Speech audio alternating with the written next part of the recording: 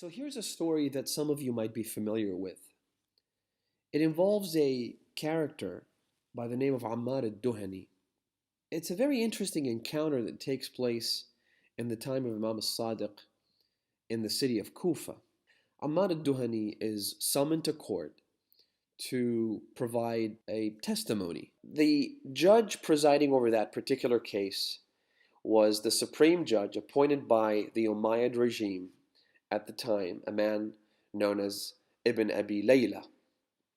Now, Ibn Abi Layla was a notoriously anti-Shia, and he despised every iota of the followers of the Ahlul Bayt. So when Ammar al-Duhani goes to court, Ibn Abi Layla refuses to accept his testimony, and he says to him, قُمْ يا عمار فقد عرفناك لا تقبل شهادتك.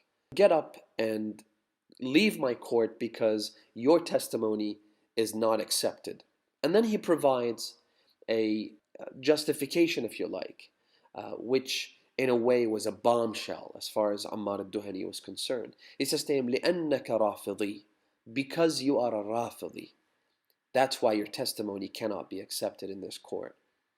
So Ammar gets up, and the hadith says, قَامَ وَقَدْ ارْتَعَدَتْ فَرَائِصُهُ. He was trembling, he was shaking. وَاسْتَفْرَغَهُ الْبُكَاء. And he began crying and weeping in a vigorous manner. Ibn Abi Layla looks at him and he says to him, أَنْتَ رَجُلٌ مِّنْ أَهْلِ الْعِلْمِ. Ammar, I've known you to be a man of knowledge, a man who reports narrations. إِنْ كَانَ يَسُوءُكَ أَنْ يُقَالَ لَكَ رَافِضِي.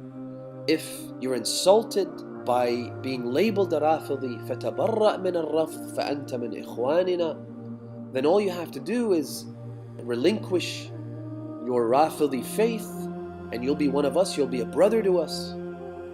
فقال له عمار يا هذا ما ذهبت والله حيث ذهبت. I am not crying for the reason that you stated, because I feel left out. Rather, I'm crying for two reasons. I'm crying for me, and I'm crying for you. The reason I'm crying for me, فإنك نسبتني إلى رتبة شريفة لست من أهلها. Listen to this. This is because you gave me a title that I don't deserve. You claim that I'm a Rafidhi? ويحك, woe unto you. لقد حدثني الصادق عليه السلام أن أول من سمي الرفضة السحرة الذين لما شهدوا آية موسى في عصاه آمنوا به واتبعوه. My master Imam al-Sadiq has told me that the first people to receive this title, which in the eyes of the oppressors is a pejorative, but in our eyes it's an honorary distinction. The first to be called Rafidha were the sorcerers of the Pharaoh, who once they witnessed the sign of Moses and how his cane turned into a giant serpent which gobbled up all the magic, they then opted to follow Moses. وَرَفَضُوا أَمْرَ فِرْعَوْنَ. They rejected the command of Fir'aun, and that's why they were called the rejectors, the Rafidha. So I cry because you've given me a title that I just don't deserve. I know deep down I'm not a Rafidhi. And then he says to him, وَإِنَّمَا بَكَيْتُ عَلَى نَفْسِي. I cried for me. خَشِيتُ أَنْ يَطَّلِعَ اللَّهُ عَزَّ وَجَلَّ عَلَى قَلْبِي.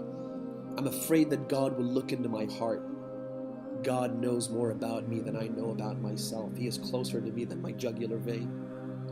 He knows my sins, and He knows my wrongdoings, and He knows about my transgressions. God will say to me, Ammar says, Ya Ammar akunta rafidan lil abatil. Oh Ammar, were you truly a rejecter of falsehoods? Amilan bit ta'ati kama qala lak. Were you truly obedient to me and my commandments just as you were labeled?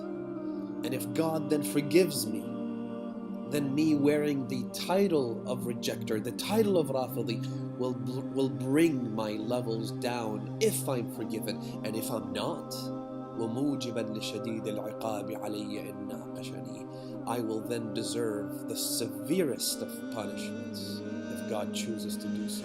إِلَّا أَن يَتَدَارَكَنِي مَوَالِيَّ بِشَفَاعَتِهِمْ. unless and except if my masters intercede for me, if they step in, the Ahlul Bayt, to provide me with their intercession. That is my only hope of salvation and redemption. And then Ammar says, وَأَمَّا بُكَائِي عَلَيْكَ. And the reason I cry for you is because of the enormity of the lie that you have just committed. You have given me a title that I don't deserve. وَشَفَقَتِ الشَّدِيدَةُ عَلَيْكَ مِنْ عَذَابِ اللَّهِ. And I sympathize for the great chastisement and punishment that you now deserve for giving me a title that I don't deserve. A title that you perceive to be the worst pejorative, the worst insult. I cry out of sympathy for you. كيف يصبر بدنك على عذاب كلمتك. How will your body persevere? How will you bear the punishment and the pain? Now people understand this hadith the wrong way. They think it's a license to call ourselves Rafidhis and rejectors. They even put a cute little Ra character in front of their Facebook and Twitter and Instagram profiles, in a tongue-in-cheek kind of way, that I'm a Shia. And while I admire the sentiment, this story is telling us to do the exact opposite. Ammar al-Duhani cries because he says, now I see that people think of me as a follower of Imam al-Sadiq, when in fact, I am not. Nothing about me says I'm a Shia. Nothing about me says I reject falsehood and sin. Not the way I look, not the way I speak. Nothing about me resembles Ja'far al-Sadiq, the ever-truthful master of the righteous ones. So then the Imam praises Ammar. Listen to what he says. The Imam says, لو أن على عمار من الذنوب ما هو أعظم من السماوات والأراضين. If Ammar was carrying sins greater than the heavens and the earth, لمحيت عنه بهذه الكلمات. Those sins would be wiped clean for saying those words and making those statements in the presence of the judge. وَإِنَّهَا لَتَزِيدُ فِي حَسَنَاتِهِ عِنْدَ رَبِّهِ. And those words that he made, that declaration, will increase his rewards in the eyes of God to the point that even the smallest grain will be amplified and exaggerated until it becomes greater than the entire earth by a factor of 1,000. The Imam praises Ammar, but for what exactly? Because Ammar disavowed the Imam from his sins and wrongdoings. In other words, and I want you to think about this carefully, as it's a very delicate and rather nuanced understanding of the story. He is honored by Imam al-Sadiq for having effectively vindicated the Imam by seeing himself as farthest from being a Ja'fari. He's almost screaming, who am I to be a Rafidhi? Who am I to be a follower of Imam al-Sadiq? Now, brothers and sisters, we cry for the fact that the shrines of our Imams have no domes to shade them. We cry because their graves are devoid of visitors. We cry for the desecration to which the formerly glorious shrines of Baqi' have been subjected. And we should. But you know what? For once, let us cry for an even greater travesty of justice. Let's cry for something that's even more soul-screeching. You know what that is? كونوا دعاة الناس بغير ألسنتكم. Our followers, the Imam says, stop talking for once. Let's stop using words which for the most part are nothing but empty rhetoric. Let's, albeit for once in our lives, opt for actions instead of words.